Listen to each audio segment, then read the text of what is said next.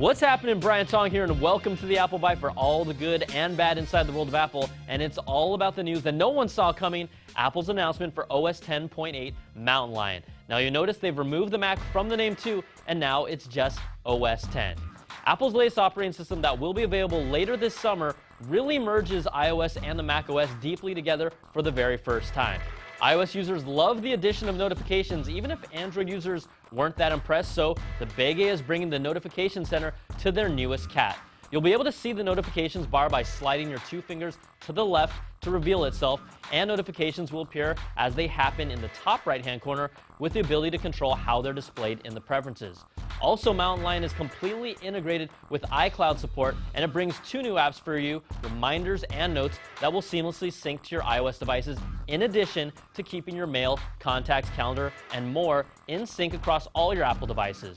Now, Apple's Messages replaces iChat with a new look and feel. It'll let you send unlimited messages to anyone on an Apple device with the Messages app. It will also support AIM, Jabber, Google Talk, and Yahoo Messenger directly in the app. Plus, you'll be able to switch to FaceTime directly with just one click.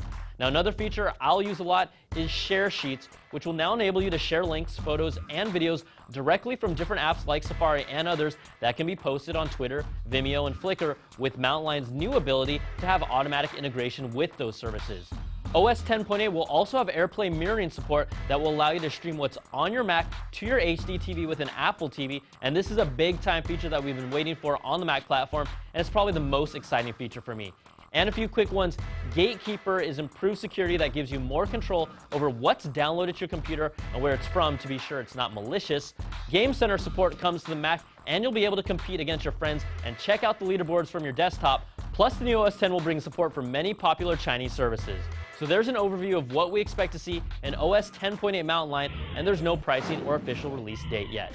Now, the other nugget that I can pull from this is if Apple is previewing Mountain Lion for us now, WWDC is going to be huge. Since there won't be a focus on OS 10, and yes, I know what you're thinking, it'll be huge as in iPhone 5 huge, plus think about it, iOS 6 and possibly even more.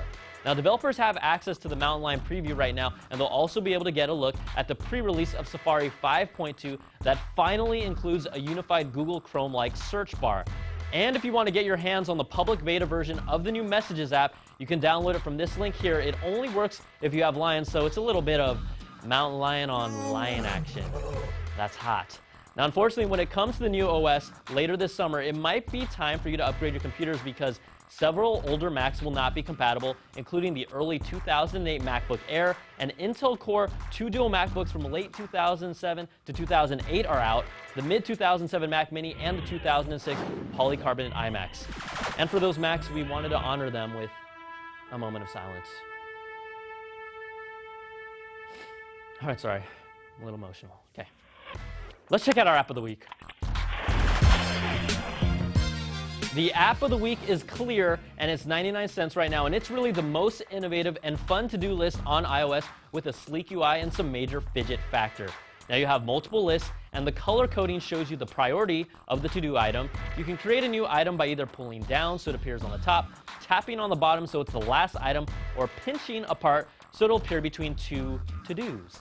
Swiping to the right completes an item, and swiping to the left deletes it. Its main drawback is that it currently does not support third-party or WebDAV calendaring systems, but at the very least, it could build iCloud data support for the app in the future, but it won't be integrated with your iOS or Mac's reminders. It's worth checking out, and I'd recommend you give it a look. I love it a lot, so I wanted to make that clear to you. All right, on to the quick bites. If you're wondering why people might be making a mad dash to sell their iPad 2s on eBay, multiple reports are claiming, and others are confirming, that Apple's event will be held on March the 7th in San Francisco. Apple has not released the official day, but all signs point to Wednesday, March the 7th, so circle your calendars. And did you know it's also the same day that the board game Monopoly was invented in 1933? Hey, Brian, want to know what else happened on that day? Baseball Commissioner Ford Frick endorsed the use of the spitball. Thanks, Charlie.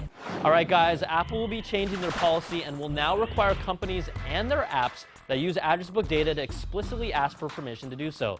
This comes after a week that revealed some of the big names in the app world like Twitter, Foursquare, Yelp, and more were accessing, transmitting, and even storing users' contact data on their servers without permission. Path was the first app that was exposed, then others came forward, and some even quietly changed their app to ask permission like Instagram did. All right, guys, that's going to do it for this week's show. Email us at theapplebyte@cnet.com. Thanks so much for watching. I'm Brian Tong, and we'll catch you guys next time for another Bite of the Apple.